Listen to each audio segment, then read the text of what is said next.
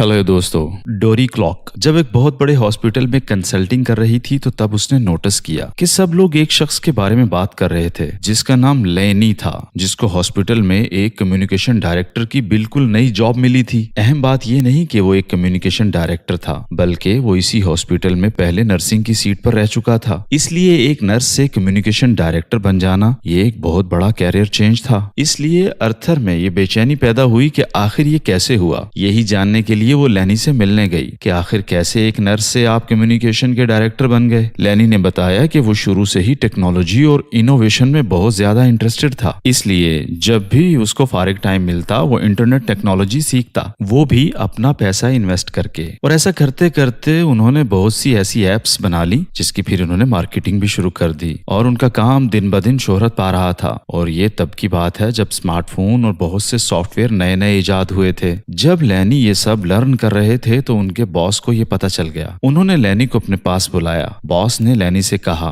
मैंने सुना है तुम एप्स वगैरह डेवलप कर रहे हो और उनकी मार्केटिंग भी करते हो। हमें भी हमारे हॉस्पिटल के सोशल मीडिया हैंडल करने के लिए एक आदमी चाहिए और मेरे ख्याल से तुम उसके लिए परफेक्ट हो। लेनी ने इस ऑफर को खुशी खुशी एक्सेप्ट कर लिया। इस तरह वो एक नॉर्मल नर्स से कम्युनिकेशन डायरेक्टर बन गया। बॉस ने लेनी के बनाए हुए एप्स को इस्तेमाल नहीं किया था, लेकिन उसका नाम बहुत ज्यादा सुना था कि वो बहुत ही ज्यादा वैल्यू ऐड करने वाला इंसान है, जिसकी मेहनत की वजह से अब हॉस्पिटल पर्सनल ब्रांड बन चुका था। चलें, ये तो एक सक्सेस की बात हो गई, लेकिन फेलियर के थ्रू भी हमें कामयाबी मिल सकती है। इस पर एक अलग स्टोरी है, लेकिन असल बात समझने की ये है कि पर्सनल ब्रांडिंग है क्या, आखिर ये इतनी जरूरी क्यों है। जैसा कि आपने पहली स्टोरी में देखा कि अगर आप एक पर्सनल ब्रांड बन जाएं तो ये आपको कितना फायदा दे सकती है। चलें हम जानते हैं कि पर्सनल ब्रांड होता क्या है। एक तरफ पर्सनल ब्रांड और दूसरा नॉर्मल ब्रांड। चलें इसमें फर्क को जानते हैं। आपने होंडा ब्रांड को तो देखा होगा, लेकिन इसके फाउंडर का नाम आम इंसान को मालूम नहीं, क्योंकि ये उसका पर्सनल ब्रांड नहीं। इसलिए आप इस प्रोडक्ट को कई सालों से यूज कर रहे हो बगैर इसके फाउंडर को जाने। आपने बहुत सी जगहों जैसे टीवी, सोशल मीडिया वगैरह पर ऐड देखे होंगे। तो ये होता है कि एक ब्रांड जिसमें वो अपनी मार्केटिंग के जरिए प्रोडक्ट को बेच रहे होते हैं। अब यहाँ गौर करने वाली बात यह है, यहाँ कोई एक पर्सन नहीं है जिस पर आप ट्रस्ट करो, बल्कि आप कंपनी पर ट्रस्ट करके प्रोडक्ट खरीद रहे हो, जबकि पर्सनल ब्रांड इसके बिल्कुल उलट है। जैसा कि आप टेस्ला कंपनी को जानते हो, क्या आपको पता है ये किसकी कंपनी है? लेकिन ज्यादातर लोगों को ये मालूम है कि ये एलन मस्क की कंपनी है, जिसने बहुत कम रकम इस पर इन्वेस्ट किया। लॉन्च होते ही 4000 लोगों ने टेस्ला कार को ऑर्डर कर दिया बगैर किसी एड और सोशल मीडिया मार्केटिंग के, क्योंकि बहुत से लोग मस्क पर बहुत ट्रस्ट करते हैं और वो वक्तन फवक्तन अपने मुख्तलिफ प्रोडक्ट्स लॉन्च करते रहते हैं और एक दो दिन में उनकी तमाम प्रोडक्ट सेल हो जाती हैं, क्योंकि बहुत से लोग कहीं ना कहीं एलोन मस्क पर ट्रस्ट करते हैं। ये होता है power of personal brand. Know why we need a personal brand. तो अगर आप सक्सेसफुल बिजनेस करना चाहते हो, अपना नाम बनाना चाहते हो, तो आपको ये दो तरीके यूज करना होंगे। पहला ये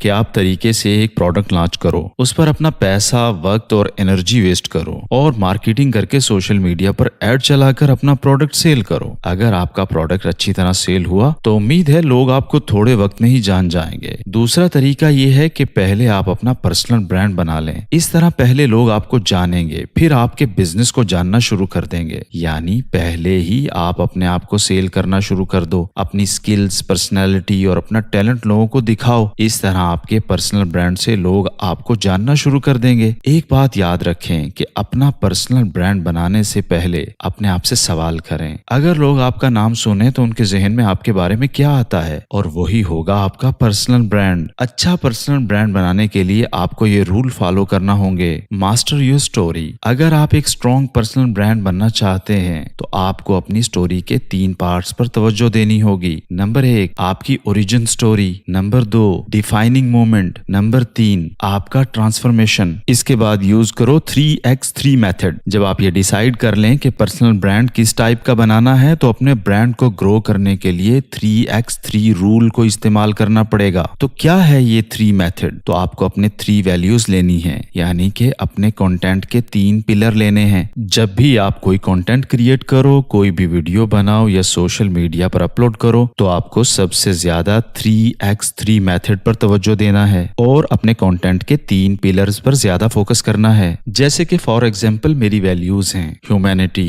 लॉयल्टी, कोलैबोरेशन, टफनेस, अल्ट्राइज्म। तो इनमें ह्यूमैनिटी लॉयल्टी बहुत जरूरी है। लॉयल्टी और कोलैबोरेशन मेरे लिए बहुत जरूरी है, तो मैं इन 3 वैल्यूज के साथ अपने 3 कंटेंट पिलर्स क्रिएट करूंगा। बस अब इन्हीं रूल पर अमल करते हुए अपने कंटेंट क्रिएट करते रहो, अपनी वीडियोस फेसबुक, इंस्टाग्राम और यूट्यूब पर डालते रहो और ये काम कंसिस्टेंसी के साथ करते रहो। तो उम्मीद है आप एक दिन अपना पर्सनल ब्रांड बना लोगे। जाते जाते एक और बात आपको बताता जाऊं जो पर्सनल ब्रांड की पावर को बढ़ाती है, वो है विद फेलियर मोर सक्सेस। जब तक आप फेल नहीं होते आपको ये रियलाइज नहीं हो पाएगा कि आप किस टाइप का पर्सनल ब्रांड बनाना है। बस फेलियर से घबराना नहीं, आगे बढ़ते रहना है। याद रखो कि पर्सनल ब्रांड क्या होता है, क्यों आपके लिए जरूरी है। अपनी स्टोरीज को मास्टर करो जिसके अंदर ओरिजिनल स्टोरी और डिफाइनिंग मोमेंट और ट्रांसफॉर्मेशन ये तीनों पार्ट आते रहें और 3x3 वैल्यूज को यूज करते रहो और इन 3 वैल्यूज के 3 कंटेंट पिलर्स बनाओ और ये कंटेंट मुसलसल फेसबुक, यूट्यूब, इंस्टाग्राम तमाम एप्स पर लगाते रहो। मजीद मालूमाती वीडियोस देखने के लिए हमारे चैनल को सब्सक्राइब कर लें।